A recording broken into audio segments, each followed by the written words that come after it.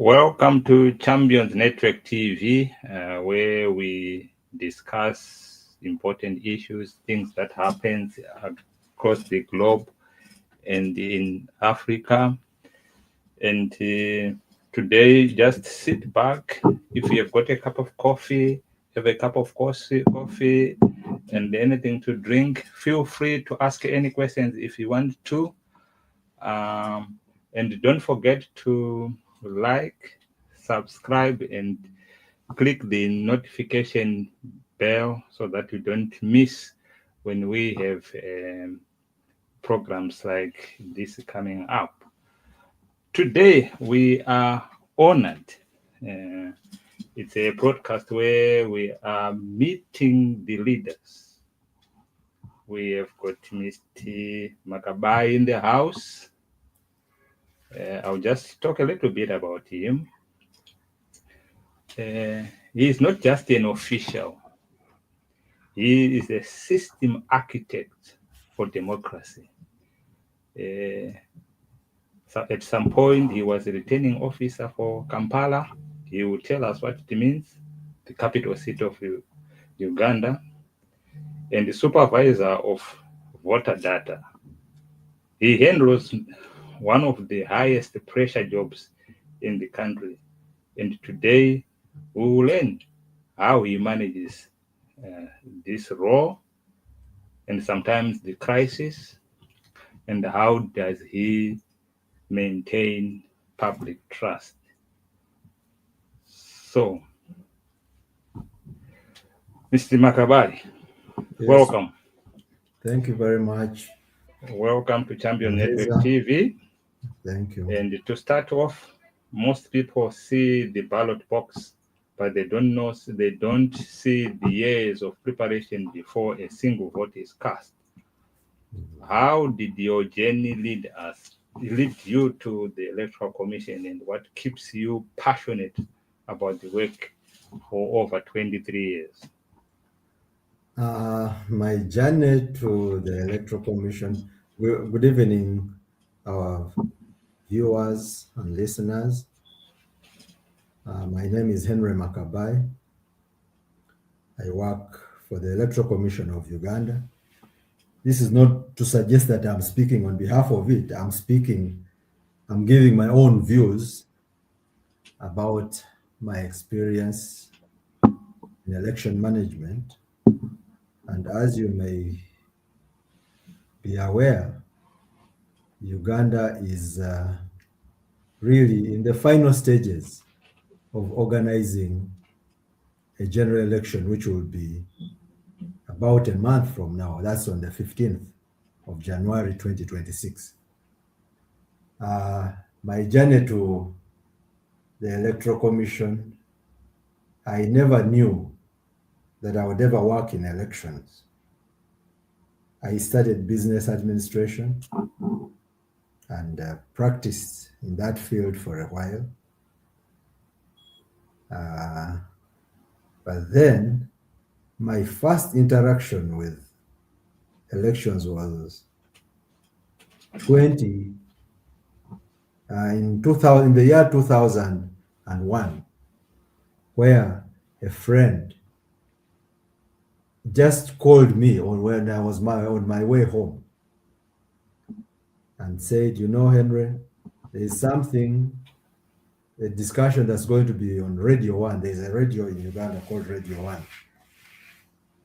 And they were going to discuss elections which had just been conducted. At that time, I was working in a private coffee export company. So I had nothing to do with elections. So I presented myself, I went and discussed, and I remember there had been some challenges in that election, whereby some election materials meant for one region had been delivered to another region. And of course, some political actors were really castigating that. And I innocently put myself in the shoes of those election practitioners. And had to defend them when I did not even know the circumstances under which they were operating. I had to acknowledge that to err is human, but that the error that had occurred had been rectified in good time for the people to go to election, to elect. And then later on that year, I get again invited to go and work on a part-time basis. There had been challenges with the voters register, and I had been working with computers and databases from 1990. My first job actually was the job of a computer operator at a time when there were not many computers in Uganda. So I joined the team that tried to work on the register. That time, the Electoral Commission of Uganda was transiting from a manual voters register to a digital one in the sense that now they had a database and then photographs, a photographic voters register had been originated and then it needed to be put right. I worked there for a short while. Then I went into collecting taxes. I'm giving you how I've been juggling in this. And when I went to the Uganda Revenue Authority, I did not know that I would get back to the Electoral Commission. I went to the Uganda Revenue Authority for 1.5 years, and then I moved on to the Electoral Commission, where I thought my working career had been such that my first job had been for 4 years, my second job had been for 4 years, the next job had been for 1 year, and I had thought maybe I wouldn't even take more than 4 years at the Electoral Commission, but here I am.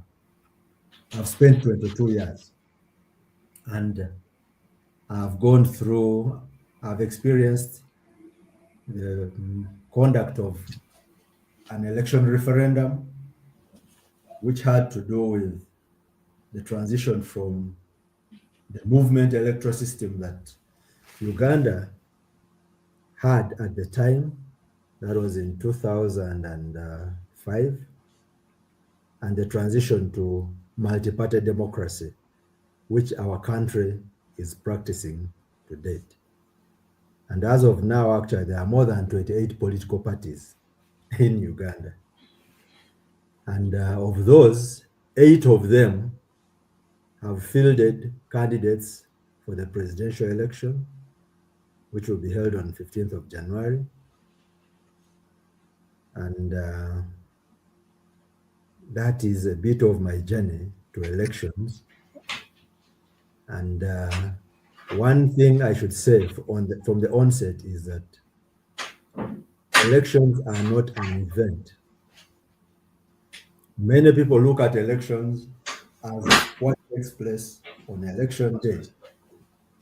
Elections are a process, and in the elections world, we refer to an electoral cycle. That if one is to effectively participate in elections, they should effectively participate in the entire cycle. To the extent that if an election observer is to give an objective view of a given election, they would need to understand what happens in the 3 general phases of the electoral cycle: the pre-election period, where preparations are done, where electoral reforms are carried out, the planning, the budgeting, purchasing of equipment, and name it. And then the election period, where mainly polling activities occur. And then we have the post-election period, where evaluations are done, lessons are taken from the experiences that would have been encountered, lessons would be taken from other election practitioners, what worked well for others that you could integrate into your electoral system. So briefly, that's my brief journey. So my permanent working with the Electoral Commission started in 2003, and as of now, I've made I'm approaching the 23rd year in election management. Okay. Thank you very much for such an, long journey and where you're coming from the technical then into the electrical. So you've moved from the technical data roles to being a returning officer in the heart of Kampala. What is the biggest mindset shift you had to make when moving from managing computers to managing people and the politicians? Thank you very much, Mr. Mahiza. Uh, Ordinarily, what I would encourage any election management body is to train and cultivate all-round election officials such that a person who has been in administration, who has been in finance, has a feeling of what it means to manage elections. Now, our orientation into the election world started with us. It was a good coincidence that we were recruited at a time when there were by-elections. And we started off our practicals as being presiding officers and as a person who is managing a polling station, whereby you are organizing the layout of a polling station and issuing ballots, then counting them at the end of the day, and then filling the required forms, submitting those returns to a returning officer who does a compilation of the results to ultimately declare. Now, what I was saying is that it's very good for an election officer to be an all-rounder. And that's what helped me to manage the usual data roles where I essentially interact with computers, papers, photographs, and name it, and hardly with other people, other stakeholders. But then, as a returning officer, yeah, you are aware of my being a returning officer in Kampala, and that was from October last year up to 18th June this year. But I had been a returning officer before in the general election of 2016. I was the returning officer for the local government elections in an electoral district called Kayunga, which is just about 60 kilometers from Kampala.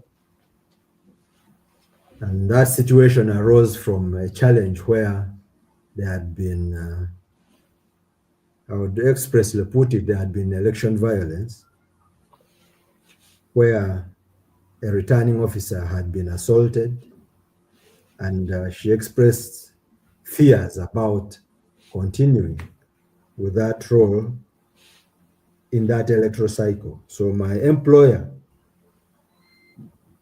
I don't know what they based on, they decided that I would be the one to go and face that situation. And by God's grace, I should say, I handled the local government at sub-county level elections. Um, there was no violence, and there was even no petition, meaning that election was handled satisfactorily, to the best of my knowledge. My employers are entitled to their opinion about what it was. And then in 2020, 21, again, even when I was away on official duty, when I came back after the presidential election, the following day I was given a letter to still assigning me to the same district for the same local council at sub-county level elections, because the returning officer, again, another one, had been faced, had faced the same challenges that the previous, that had arisen in the previous election. So with that, definitely I was hesitant to go, but where duty calls, you must go and face a situation. Again, I had to go back to Kayunga district. That's working as a returning officer for the second time. And we went through that election. It was very heated, a lot of exchange of hot words with stakeholders who wanted things done their way, and yet things had to be done the right way. And the will of the voters needed to prevail. And I did ensure that the will of the voters prevailed. Of course, to the dissatisfaction of some of the stakeholders, some of whom had been the orchestrators of the violence that had been meted out to my predecessors. But fortunately, I did not experience that violence, even when we had hot exchanges with some of the stakeholders. But at least they got to understand that I was doing my part. They had done their part of canvassing for votes, and the voters had decided, and I had brought out the verdict of the voters. Now, Kampala is the most recent, and that was really my hottest experience as a returning officer. One, there had been some challenges in the administration of that district, and our employer had opted to recall the returning officer to head office, and then I was sent there. But that was really a temporary measure initially, because transfers were due. And when I assumed Kampala, it was a temporary measure. Then in the process, a member of parliament died, and a by-election had to be conducted, because we still had more than 6 months to a general election. Our laws require that if a seat in parliament falls vacant, it must be filled within 60 days, for as long as it's more than 6 months to the general election. So that's how I end up being at the center of the conduct of that election. Well, we did our best, because I can't say I was alone. It was a team.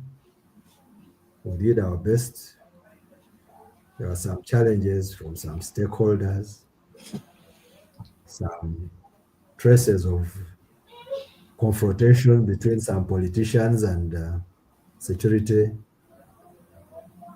And then, unfortunately, on the election day, there were some skirmishes at the time of counting of votes, and some results were not brought to me as a returning officer. So that was a very challenging moment. It is a moment that initiated investigations by the state. They needed to understand why certain results had not arisen, had not been delivered. And then, of course, the result went in a certain direction, and one of the participants did not agree with the outcome of that result and petitioned court. And well, court ruled in favor of that petitioner. The one who was petitioned appealed. What I'm trying to put forward is that we have functional systems in our electoral system, that when one disagrees with the outcome of an election, they have a remedy of going to courts of law. But it's very interesting to note that whereas I would have been the main defendant because I was a representative of my employer, in court, when we went to court, the petitioners, in their wisdom, did not find any question to ask me in the courts of law. And for me, that really means they were satisfied with the evidence I had provided, but I was faulted for tallying results when I had not received others, and that those that had not been received, if they had all been polled for the runner-up, the runner-up would have won. And that is the ruling that the person who had won at that election, who had been declared winner and who was sworn in as member of parliament, that's a verdict that he petitioned. But for us as the Electoral Commission, we did not petition. We said, okay, if you say we did not secure the materials well, indeed, we did not receive the results, so they were not secure. But given the little means that we had of one constable,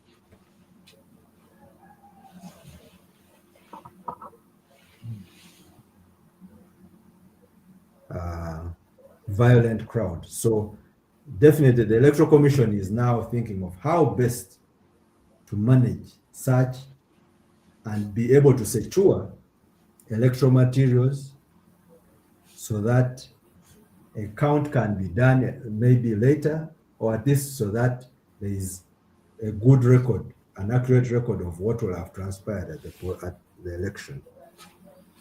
So those are the challenges of a returning officer. Now, the issue is that in elections, the main challenge, one of the challenges, I will not say the main because saying the main is relative, is that there is need to reconcile perceptions of the stakeholders and then the reality of the operating laws and the operating environment. And that's where most challenges seem to arise. So as election practitioners, we try our level best to clear certain perceptions that people may have, and then to reconcile them with the realities by bringing forth the stakeholders to understand what we go through in managing elections. Thank you very much, well articulated. Someone listening might want to know, in just a brief, what's the role of a returning officer? The role of a returning officer, in summary, is to manage elections in a gazetted electoral area. To start with, to be a returning officer, you must be gazetted in the National Gazette, and your electoral area is defined. In our case, in Uganda, I could say we have electoral districts. And then for the presidential election, we have the nation as an electoral area. So all electoral districts have returning officers and assistant returning officers. And then we also have the chairperson of the Electoral Commission as the returning officer of the presidential election. Oh, So right.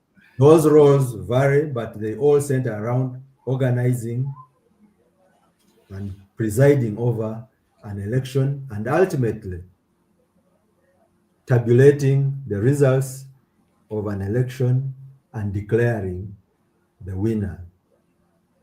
Okay. And in our situation, the moment a declaration is done and somebody is dissatisfied with it, then the dissatisfied party has recourse to the courts of law, where then the returning officer has to go and defend the position of how they declared whoever they declared and to establish whether the declaration was in conformity with the laws, with the outcome of that election, and with the laws that governed that election.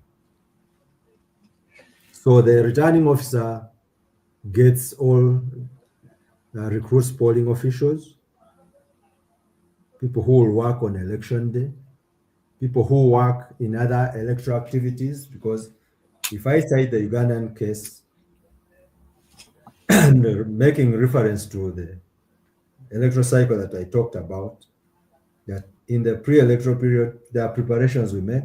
Then when we will go to the electoral period, we have issues like registration of voters.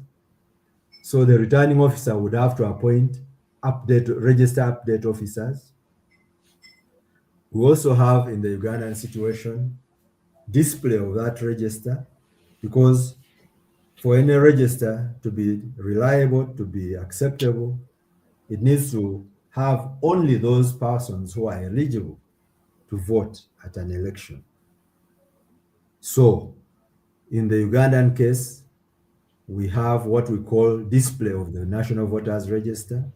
Even when we have by-elections, that register is displayed for people, the community, to help in cleaning that register. So this role is not for the Electoral Commission alone. To start with, the Electoral Commission, other than seeing names and images of persons on a register, we do not know those individuals. But the communities know those people better, and they are able to help in cleaning the register. So they will point out who does not belong to that area, who died, and so on and so forth. So that ultimately, those who should be on are included, those who shouldn't be there are removed. And then when it comes to other activities, of course, on election day, the returning officer will still appoint presiding officers and the assistants, the officials that will work on election day.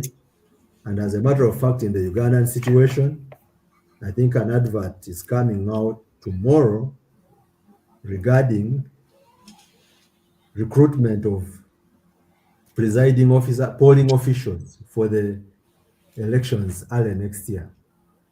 Then ultimately, uh, the returning officer also supervises other subordinate electoral officials. In the Ugandan situation, we have supervisors at parish and sub-county level, and all these work or are answerable to the returning officer. So that, to answer you, that's what a returning officer, especially in the Ugandan situation, does. And this is a similar role that returning officers in other jurisdictions in Africa perform. Thank you very much. We will move a little away.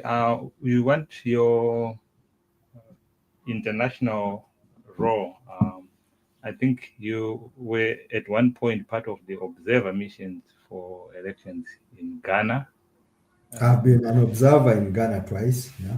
Oh, twice. And can you maybe just in a nutshell to just compare and contrast the electoral system in Ghana and in Uganda, and what lessons did you learn as an electoral commission for Uganda whilst you were observing the Ghanaian elections? Uh, I was an election observer in Ghana for the general elections of the year 2008. and 2012. And of course, I observed that in Ghana, for example, the, the Electoral Commission is very central in, in making proposals to the laws that govern elections in that country.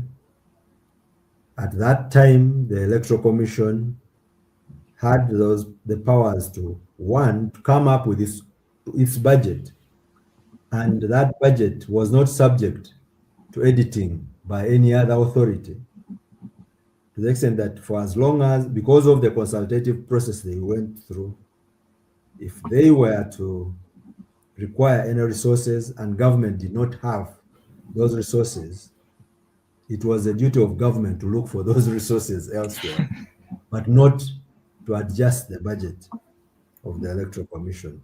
Our situation in Uganda is a bit different, that we operate within the resource envelope that the government has. And of course, the Ghana situation, my observation was that, yes, they had some donor funding for their elections. I think the United Nations program had a hand in financing some of their operations. But in the Ugandan situation, the elections are, I could say, 99.9% funded by the government of Uganda. Now, when it comes to organizing, one, the the way Ghana operates the election is that their returning officers, I could say, are almost ad hoc, in that they would be appointed about 3 months to the election, and then they would continue for another few months after the election to handle the petitions bit. But in the Ugandan situation, ours are permanent staff, that you are appointed a returning officer, you are on a day-to-day, I mean, you are on the workforce, daily workforce of the Electoral Commission. Now, we learned about biometric verification, voter verification from the Ghana situation. In Ghana, they had a situation where they had come up and the political actors had agreed that if you are to be verified at the polling station, if the biometric equipment did not verify you positively, then you would not vote. At least that was for one of those elections. In the Ugandan situation, we have been having a situation where if the biometric equipment did not identify you positively, then there would be a manual bypass for as long as you appeared on the physical paper register that would be at the polling station. So you wouldn't be disenfranchised just because of that.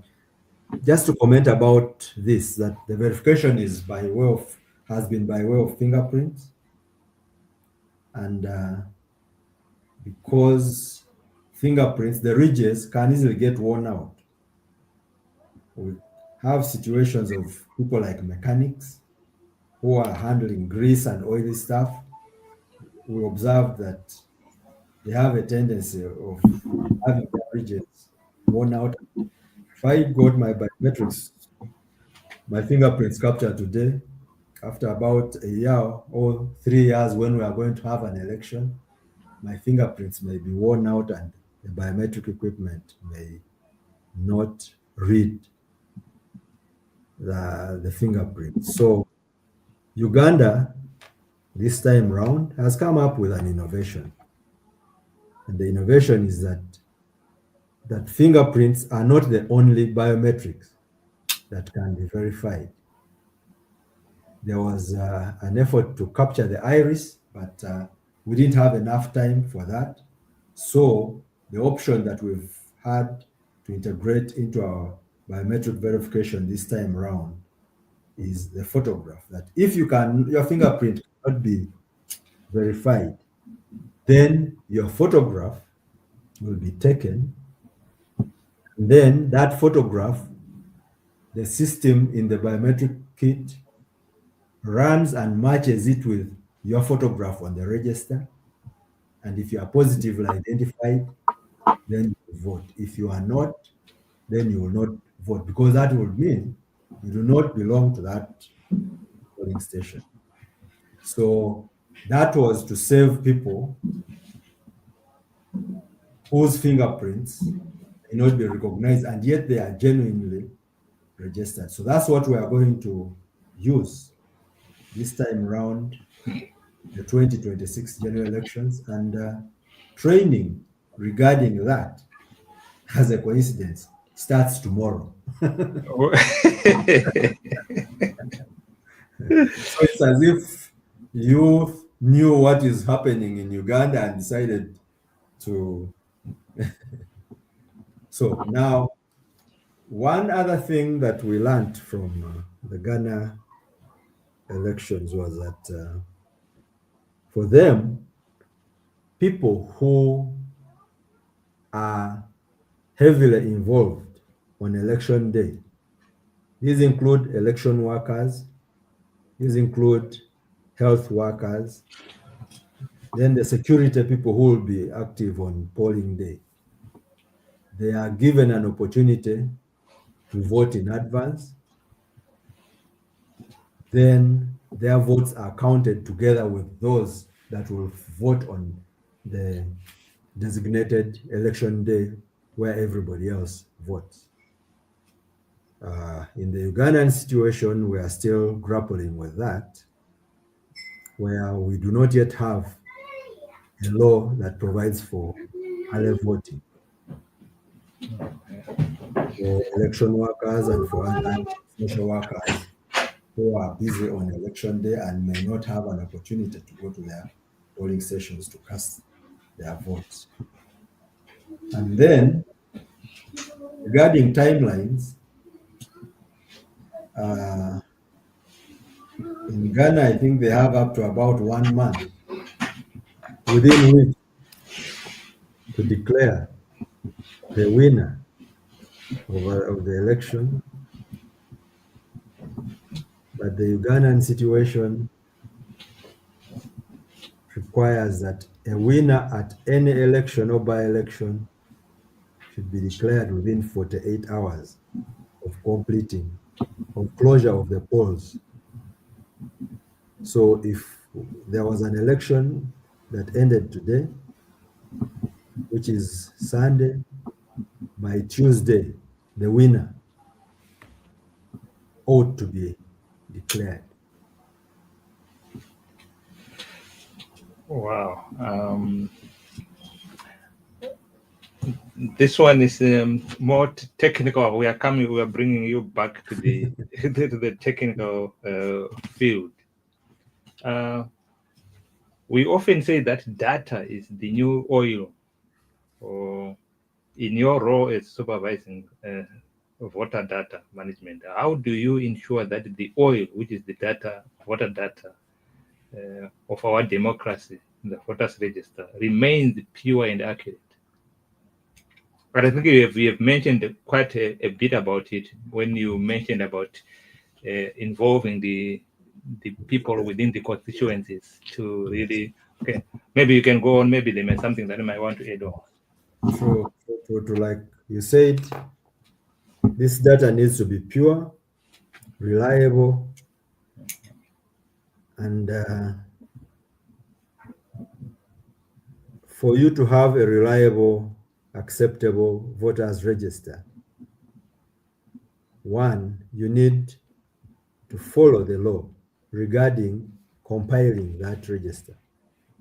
In the Ugandan situation, for one to qualify to appear on a particular voters register, they need to either originate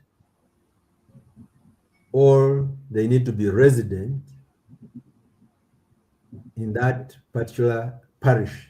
The parish is the main unit of registration.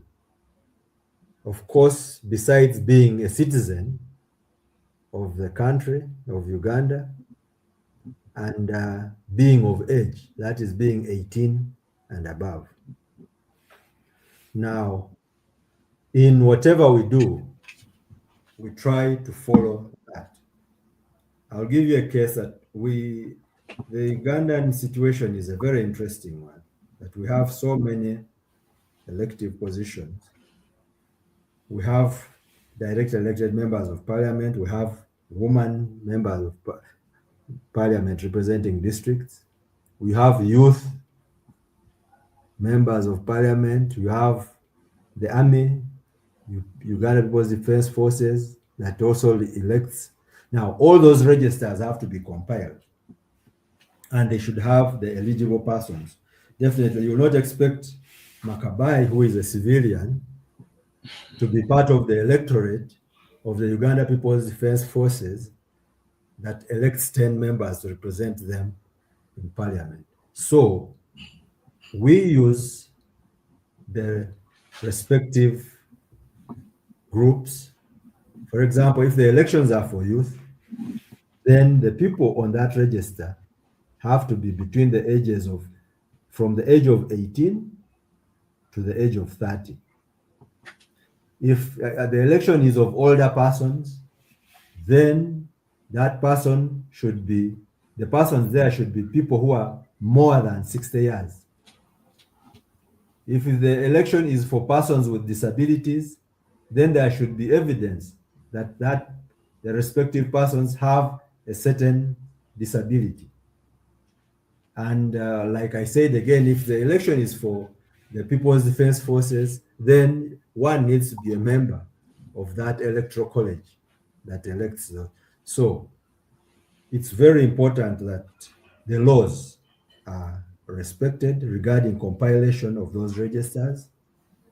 Then, two, periodically, there is need to subject this register to the scrutiny by the population, and then the relevant feedback is given regarding what is required to have that register cleaned and made up to date.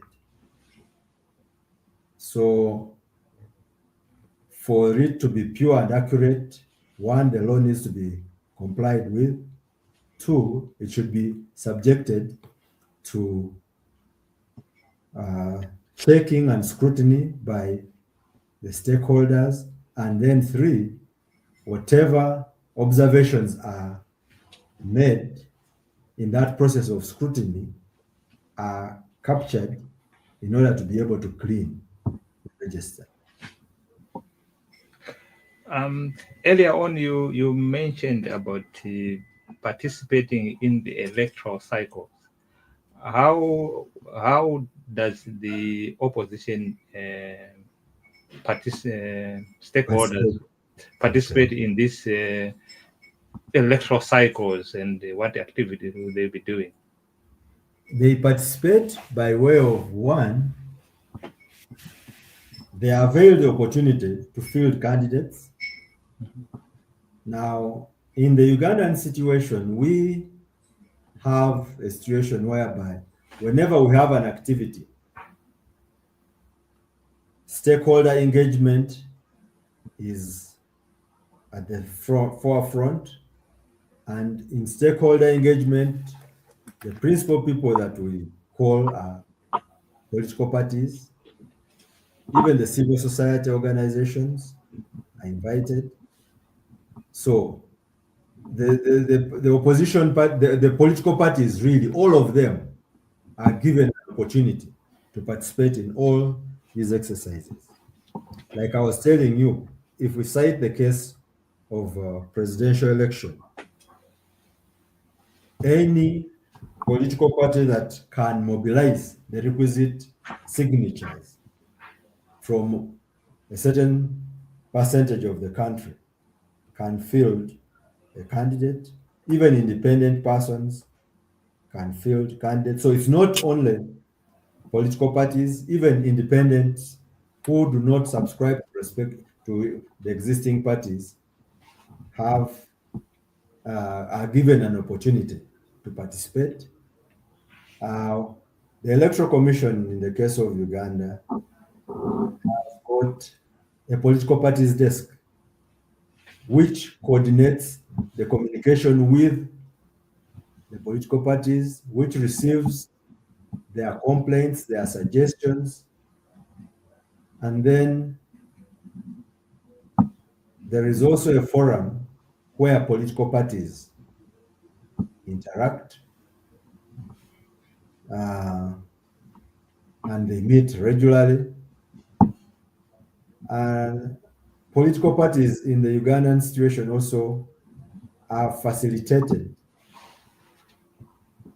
depending on their representation in parliament, facilitated by way of money. And that money is channeled through the Electoral Commission in Uganda. So political parties are not left out. Ever since we went to a multi-party system in the year 2005, of course, before that we had a movement electoral system whereby the focus was on individual merit, what qualities an individual had, then they would present themselves for election, and then all would operate under that system without differentiation of political parties. But that system was set aside when we had a referendum in the year 2005, and Ugandans decided to go to a multi-party setting. This is for an aspiring tech leaders watching. How do you balance the need for a high tech security with the need for a system that is simple enough for a grandmother in a village to trust and understand? Uh, Balancing between the interests and the knowledge of those that are tech savvy and those that were born before computers and may not have even seen computers is very important. Of course, technology is taking center stage in elections. Now, for people to appreciate these technologies, voter education is very essential, and efforts are always made by election management bodies to conduct voter education to make the voters and the general population. I'm saying the general population because there are certain people who opt not to be voters, but they are citizens and they have a stake in the country. So they also are entitled to be enlightened about how the electoral process are handled. So the technologies that we use, for example, in the Ugandan situation, are technologies that have to do with voter registration, where one has to present oneself and then they have to explain to you that, well, they are taking your photograph because that photograph will have to appear. They are taking your fingerprints because those fingerprints will also be essential to help in verifying whether you are the one when you are appearing at the polling station. So this voter education is very important. Of course, then other technologies come in to do with the results management. Of course, initially, simple spreadsheets can be used to capture results, but given our tight time frames in the Ugandan situation, whereby you have 146 districts, you have 343 constituencies spread all over the country, and yet results have to be declared within 48 hours. We need systems that really need to feed into each other. And in the Ugandan situation, since 2010, we've been operating, since 2011, we've been operating an electronic results transmission and dissemination system. And that's what a number of countries really endeavor to do. So that data entry is done at the grassroots, fed into a central server. You've talked about data security. That's where our attention is always drawn to. Of course, if you have an online system, you must really take the issue of data security seriously, and Uganda does not take that lightly. And a very interesting thing to note with the Ugandan elections is that whenever the results of the presidential candidate of the presidential elections have been declared, uh, they are published on the website per polling station, because the basic unit of election is a polling per polling station. We have done that in the past, and I think we will continue doing that. And that normally is intended for transparency, for one to establish whether the result that you knew, that you had at a polling station, is the one that has ended up being captured and being the basis for declaring who ultimately wins. Now, for people to develop confidence in that, at polling stations, we have agents that are permitted per candidate, and then the agents are given a copy of the results that have been declared or announced at a particular polling station, and they are at liberty to do their own additions to compare with those that the Electoral Commission ultimately. So the issue is transparency, allowing agents to be present, to witness, in order to have confidence in the prevailing system. So there are manual records like declaration of results forms that are available normally, that do not need one to know how to use a computer. But we also have electronic compilations that are periodically hosted on our websites after an election that people can continue referring to. So there are efforts to make everybody understand how the ultimate result has been arrived at, and that is done. And of course, those who end up disagreeing with that, like I said earlier, have the opportunity to prove their cases before courts of law, and then the courts of law will decide the course of action, where if the Electoral Commission will have been faulted, then that's it. Those are situations where you have by-elections being, in fact, we even have situations where courts have declared another person as the winner, that whereas this person was declared the winner, from the facts availed to court, we have established that so and so should have been the winner, and the court declares that person and withdraws the win of the one who may have been erroneously declared. But what is at the center of this is that there are always efforts by electoral management bodies to make sure that if there is any technology that is introduced, the gist of that technology, how it will work, and the benefits of it are normally passed on to the respective stakeholders.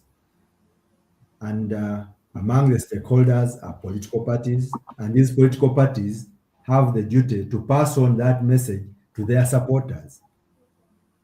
So it's not just a role of the electoral management body, but a role of the entire uh, population, the stakeholders, to ensure that everybody within the system of democracy of the country gets to understand whatever is used within that election.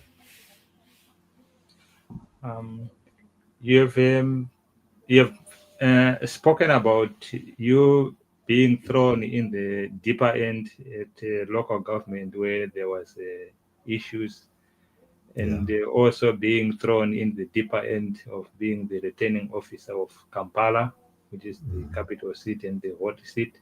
How do you remain calm under pressure in this ending such difficult circumstances? One, what makes one firm to start with is abiding by the law. You will definitely, there will, in our situations, there will be political pressures from the participating parties. All the participating parties exert pressures. I mean, whoever goes to an election goes in with a view of winning. Of course, the challenge arises when they go in with the mindset of we either win or they lose. In other words, wanting to win and not even seeing that the alternative of losing is there. But it is very important that a returning officer who is a referee in this matter needs to be calm, because if you get emotional, you are bound to make mistakes. And I want the world to understand that mistakes of returning officers can be fatal.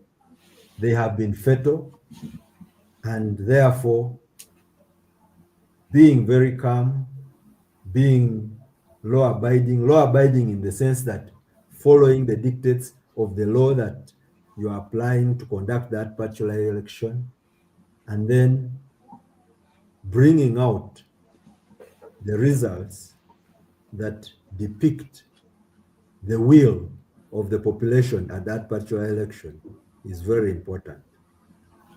Of course, one may make a mistake, but let that mistake be accidental and not a deliberate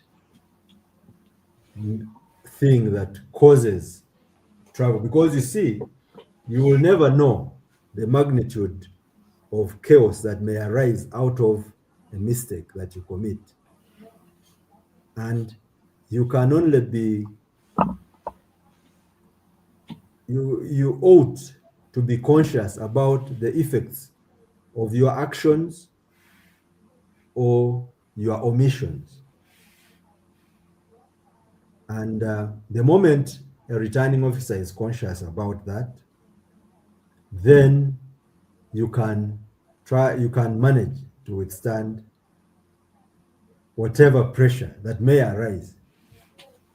And the moment you are calm, then it instills confidence in the participants, to the extent that even the one who may be exerting unnecessary pressure will get to realize that, well, the truth is that this pressure that I'm exerting is not called for. But like you said, it's very important for one to be calm, guided by the law, and being conscious that the role of a returning officer has a bearing on the stability of a nation. And the moment one sees that what they have to do should be a contribution towards stability, then they should be able to do the right thing as returning officers. And then stakeholder engagement, for them to understand the laws and what a returning officer bases on to ultimately make, because to make the declarations that they do, The moment the stakeholders get to understand that, then their expectations or demands or pushes are then guided by that. So I've been in those, unfortunately, tight situations, trying to step in for a previous violent situation and handling, have handled elections and I brought, I mean, in a calm situation ultimately that has cooled situations that would have otherwise been volatile.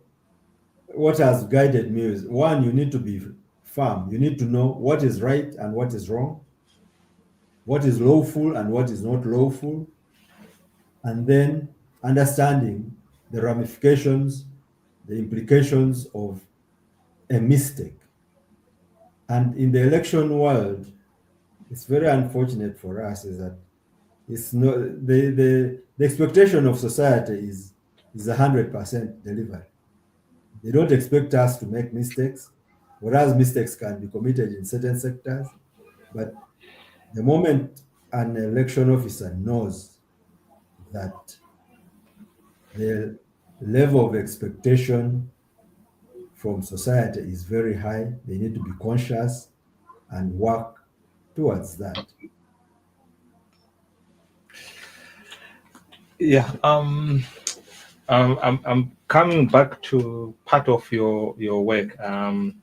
You presented a paper at an a paper internationally on crisis management regarding elections during COVID-19. Um, what was the toughest decision you had to make during that period, and what did it teach you about crisis management? One, that paper I remember was at the Association of World Electoral Bodies in the year 2020, and I had to make a presentation about how Uganda was prepared to handle elections in that crisis. One, that was a crisis that we had not come across in our lifetimes. It was sudden and it impacted different countries differently. Even some decisions were varying, some were looking extreme. Now, in the Ugandan situation, of course, there were those COVID standard operating procedures that were adopted worldwide, things like washing hands, keeping social distance, not having gatherings. Apparently, in Uganda in 2020, most of the campaigns were not by way of political rallies.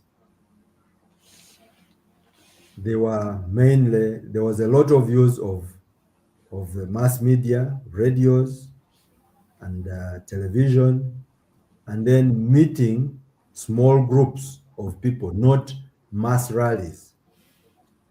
Of course, some political players felt they were disadvantaged, that they did not have access to the communities, but that was a dictate of the health situation that prevailed.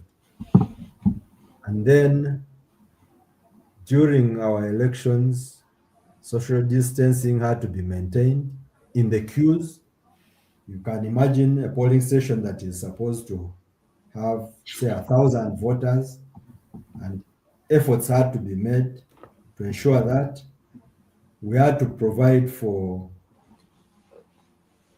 facilities for washing hands for all the voters that were coming in, and washing hands and sanitizers. That was now one of the sanitizers became an election material, and then enforcing the use of masks,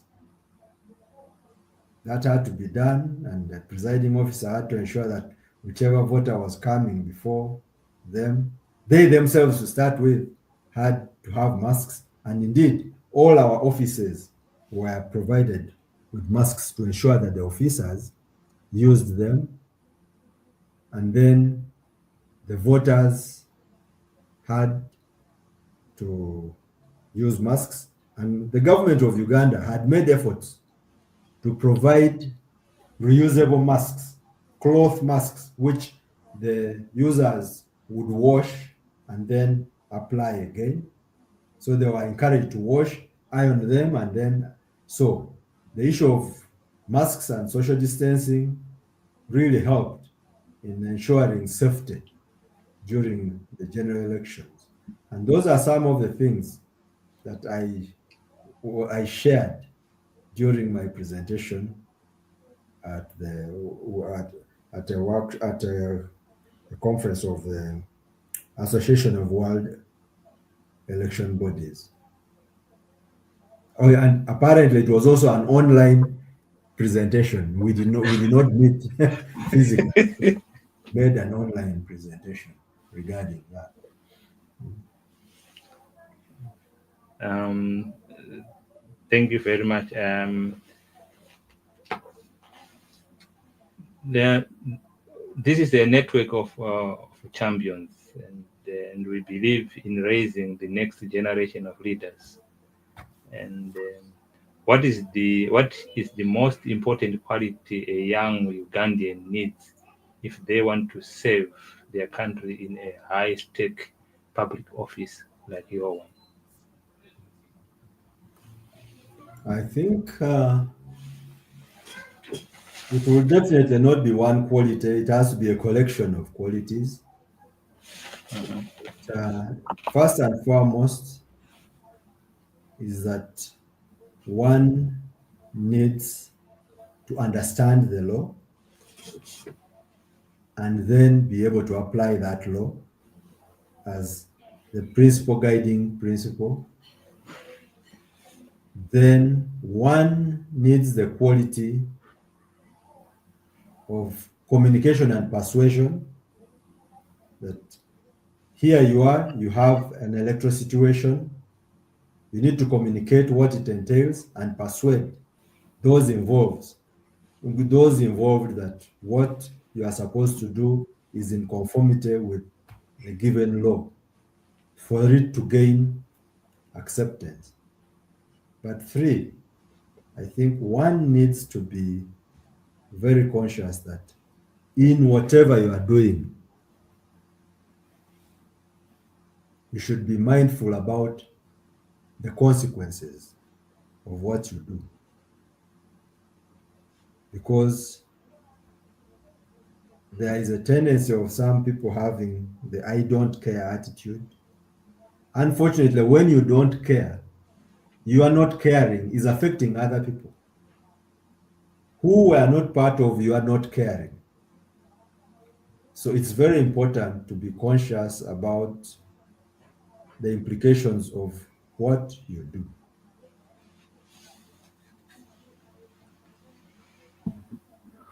All But right. above all, it's good to know that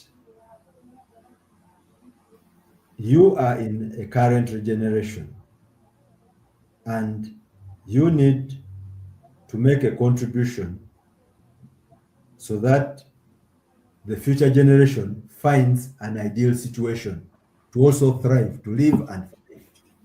So the issue of sustainability comes to play. So it's very important that our generation shares our experiences with the younger generation for them to be able to carry on from wherever we shall live. Because definitely, if it's a public office, there is a retirement age. So when you retire, then younger people definitely will have to come in. They also play their part, but they also need to learn from what those that were there before them did. And election management bodies, like any other body, need to be learning organizations. They should learn from their experiences that if you encountered such a challenge today, that should not be a challenge to you again in the subsequent. You should devise a means of handling that challenge so that you do not have to keep making the same mistake over and over.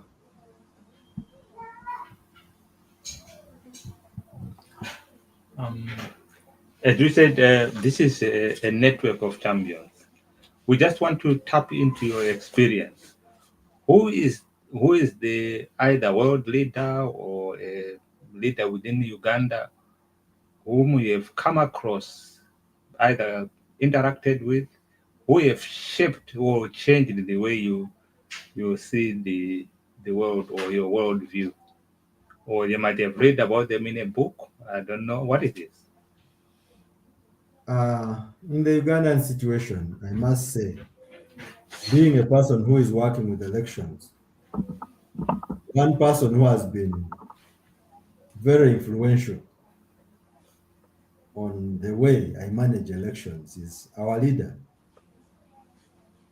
President Yoweri Museveni, who is very passionate about free and fair elections.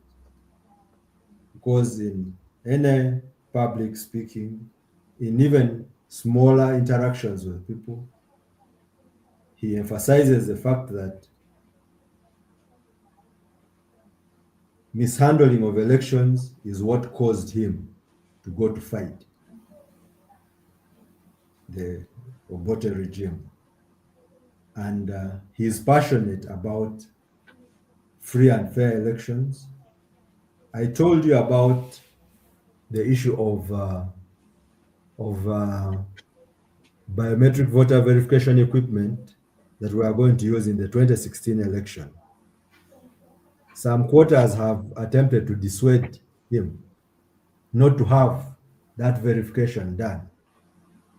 And he has been insistent that there must be one man, one vote in Uganda.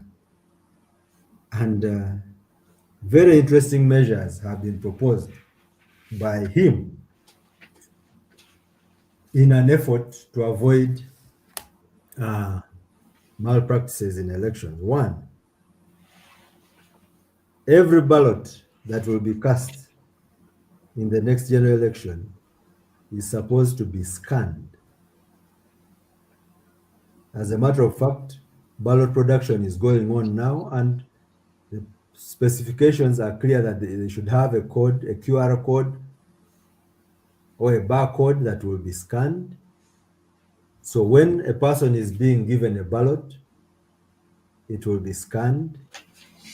And then when the counting is going to start, all the ballots that will have ended up in the ballot box will be scanned to prove that they had been authorized. So you asked me about a person who has had an effect, a positive effect on me regarding elections. And some of the confident stances I've taken in managing challenging elections have been due to the fact that I know that the head of state believes in fair, free elections to the extent that even when I've had pressure here and there, I've known that if this came to his attention, I think I would be absolved.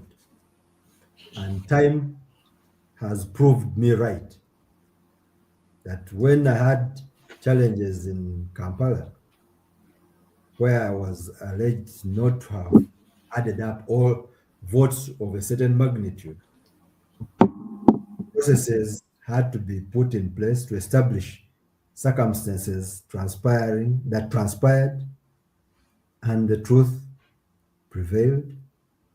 The court did its part. As a returning officer, I appeared in court, and to my surprise, I was asked no question. So my affidavit that I submitted was taken as was not challenged by anybody in the court of law. Now, of course, there are challenges within any democracy that there are some people who become overzealous and attempt to derail election practitioners. But the moment one knows, as I've gotten to know over time, that the head of state, who is the fountain of honor in the country, believes in free and fair election, one taking on an objective stand, one following the laws as they are, will definitely be sure that they would not be doing the wrong thing.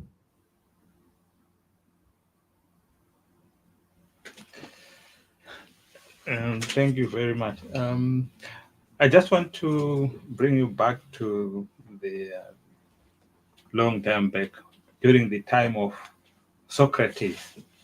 Socrates didn't believe that democracy will work in the sense that maybe people who don't understand uh, the system uh, are not qualified to cast vote. What your view, especially on the African continent, of the democrats of this election, where sometimes some people who then goes to vote are people who are in rural areas who sometimes don't even understand the parliamentary system.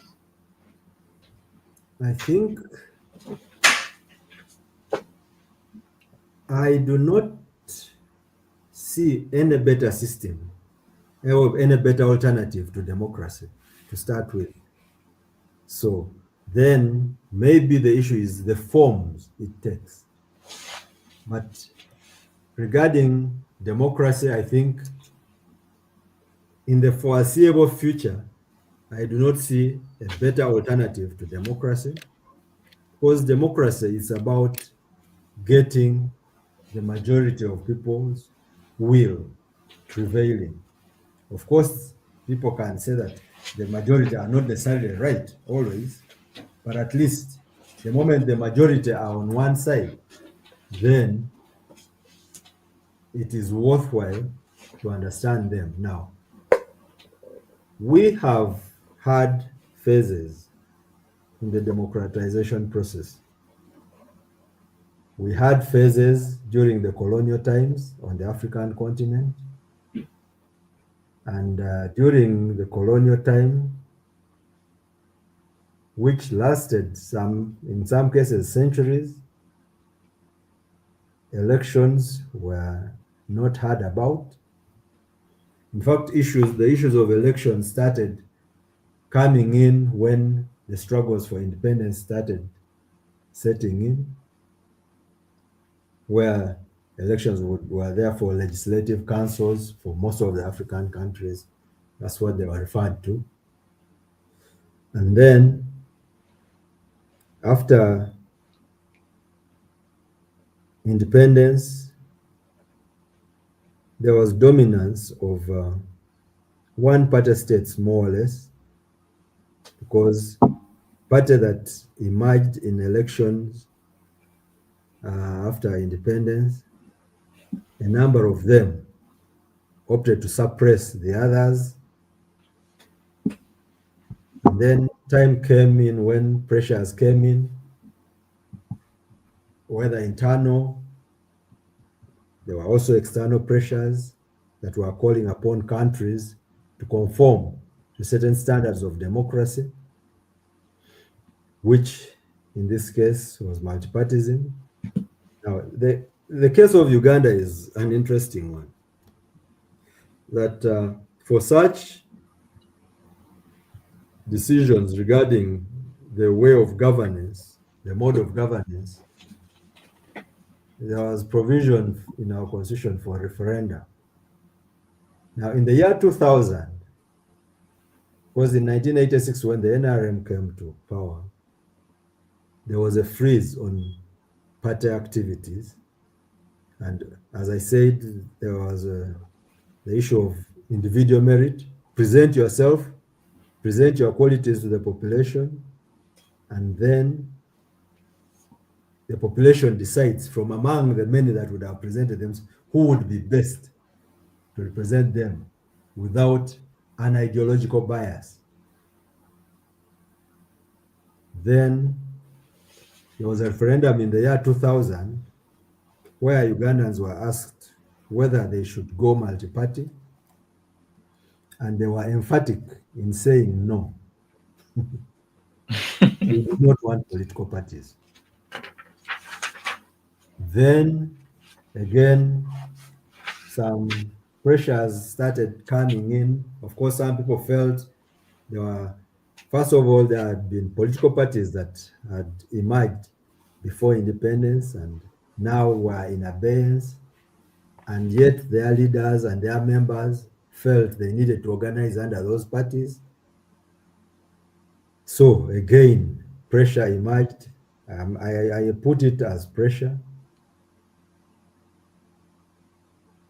from within and from other quarters, where there was a push towards having multi-party democracy because some people felt they were maybe being suffocated, and a referendum was held in 2005. That's the first general national electoral activity I got involved in as an election practitioner. And this time around, Ugandans voted to allow those who wanted to organize under different political settings to do so. And that came in. And but before that came in, Uganda had worked on had tried to prepare the population about multi-party democracy. And then because there were consultations that were held between, at that time they were referred to as political forces and government. And those consultations were chaired by the then National Political Commissar of the National Resistance Movement. And they kept meeting different political parties. Of course, they were not recognized as political parties then, they were political forces. Then they agreed on how they wanted parties to organize in Uganda. I was privy to some of those interactions, and I saw how the multi-party politics in Uganda was being configured. And then here we are in a multi-party setting. But Africa has a challenge that parties have tended to polarize the population. And yet they are seen as the standard for democracy in the world. Why is this? I think it's because not many of them are issue-based, or when they are championing their programs, they center more on attacking other parties, attacking individuals, rather than articulating the issues so that the population compares issues. Of course, then when such challenges as monetization of election sets in, then you get challenges. Of course, then when such challenges as corruption set in, that causes some setback towards democracy, because then people start seeing that there is no delivery on issues that the people who voted a particular setting to implement. When you get challenges like nepotism, those also they negate the benefits of democracy. So political parties, political actors need to focus on one, delivering what they promise, two, appropriating resources and using them correctly if people are to gain confidence in the elections. They need to see that, well, they are, what they voted for is being implemented, because ordinarily they should be voting based on issues, based on tangible promises, and then the political actors need to deliver what they promise. And where they fail, they need to sufficiently explain why they failed and why the population should have hope that they will be able to deliver on their promises. And political configurations really need to be issue-based, clear manifestos, clear agenda, clear development issues that they want to deliver, and that should be the focus. Otherwise, where you get issues like tribe setting in, when somebody gets to a campaign podium and starts attacking the character of another person or misleading others about the personality of another, then we miss the point, and then the benefits of multi-party democracy are, are eroded. So issue-based elections really should be the central thing. And then using homegrown system or hybrid systems, because really I can comfortably say that a number of parties have disappointed the population. They cause polarization. For as long as they do not focus on their manifestos, or for as long as they do not have clear ideologies, for as long as they are formed basing on sectarian tendencies, then they do not serve the purpose for which parties were intended by those who invented the party system of election. Right. As we come to the close of this broadcast, we have just been almost 1.5 hours. Time flies. Um, if you were to meet the young Henry, uh, what one piece of advice you would give yourself when you first joined the Electoral Commission? When I first joined the Electoral Commission 22 years ago, I was a very courageous young man. I remember one time when we were being oriented, and somebody stood out and told us that we seemed to be very ambitious young people, and that if we did not guard, I mean, if we did not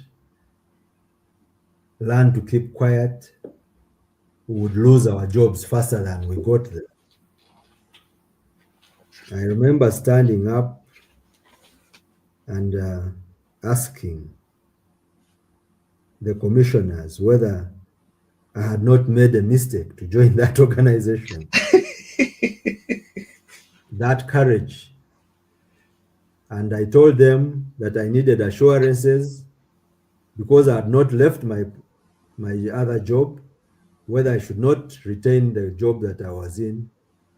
And it took a session of about an hour for the bosses to apologize and say, no, those statements of that officer are unfortunate. This is a worthwhile place to work in, and we encourage you to speak out, and you will not be victimized for speaking what what is constructive. So I would tell the older Makabayi to maintain that courage and one, to always be balanced in what I do. I would emphasize that to base decisions based on information and knowledge, and to minimize or to avoid emotions overriding or dictating my direction of thought. But above all, to always know that my work is governed by certain laws that ought to be abided by, and that what I do has an effect on others, and I should be very mindful about the effects of my actions. Wow, wow, wow. I can't thank you enough for spending your time and coming and sharing with us your experience. And to those watching us, or those who will be watching this broadcast, this has been quite an extraordinary discussion, and he has got a lot of advice. And the one thing that stuck with me is he said, what the mistake of the electoral commission can be and have been fatal in other areas of our countries. And yeah, so thank you for joining us, and let's close the podcast.